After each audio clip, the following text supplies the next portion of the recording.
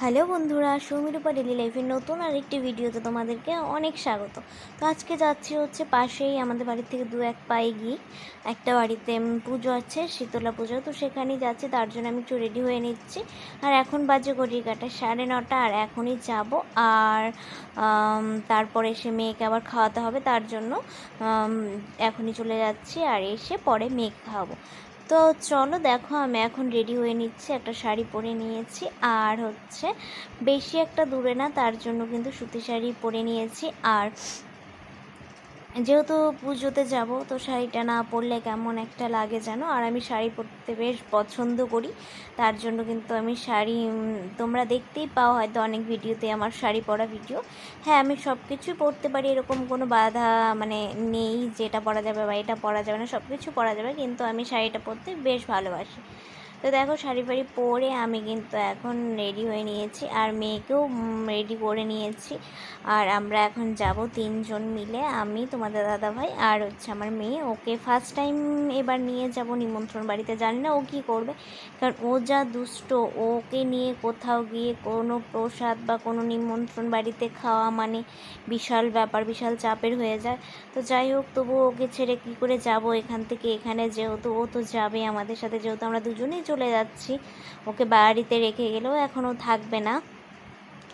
আর এখন একটু বড় হয়েছে, ও সবই বুঝতে পারে। যখনই দেখে নতুন শাড়ি ঠাড়ি পরে নিয়েছে, তখনই ও ভাবে যে না, কোথাও একটা যাচ্ছে হয়তো মা।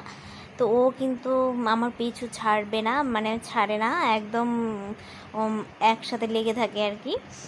তো যাই হোক, ওকেও নিয়ে যাব। তো চলো ভিডিওটা কন্টিনিউ করতে থাকো। তাই আজকে ভাবছি একটু শেয়ার করে নিই, আমি যাচ্ছি তো সমস্তটাই যখন শেয়ার করে নিই, তো এটাও শেয়ার করে নিচ্ছি। তো রেডি হয়ে গেছি, মেয়েকেও রেডি করে দিয়েছি, তোমাদের দাদাভাই রেডি হয়ে গেছে। এখন আমরা বেরোবো, শীতলা মায়ের পুজোতে যাব। আর তো পুরোটাই দেখতে থাকো, শেয়ার করতেই থাকবো। তো চলো দেখতে থাকো।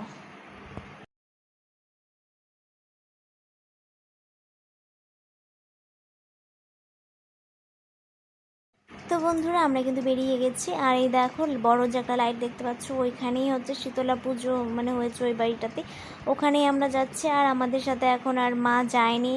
আর মা বলছে তাহলে তোমরাই যাও, আমি আর যাব না, যেহেতু এটা কাছেই। আর এখন তার জন্য আমি আর তোমাদের দাদাভাইকে নিয়েই চলে এসেছি, মেয়েকে নিয়ে। তো দেখো, মা দর্শন করে ফেললাম, মা শীতলা মাকে প্রণাম করে সোজা চলে এসেছি খাবার জায়গাতে, কারণ আমি গিয়ে আবার মেয়েকে খাওয়াতে হবে। তো বেশি একটা দেরি করিনি, তার জন্য বসে পড়েছি। আর এখানে প্রসাদ হিসেবে দিয়েছে খিচুড়ি, সবজি, আর দিয়েছে ফ্রাইড রাইস, আর দই মিষ্টি চাটনি, এসব তো ছিলই। আর দিয়েছে পনির। তো যাই হোক, খাওয়া দাওয়া করেছি। মেয়েও এখানে ফ্রাইড রাইস টুকটাক খেয়েছে, কাজু কিশমিশ সমস্ত কিছু খেয়েছে। খেয়ে দিয়ে বাড়িতে চলে এলাম, আর এরপর মেয়েকে খাওয়াবো। তো ভিডিওটা তোমাদের কেমন লেগেছে অবশ্যই কমেন্ট করে জানিও। ভিডিওটা যদি ভালো লেগে থাকে একটু লাইক করে দিও। তো চলো, টাটা, বাই বাই।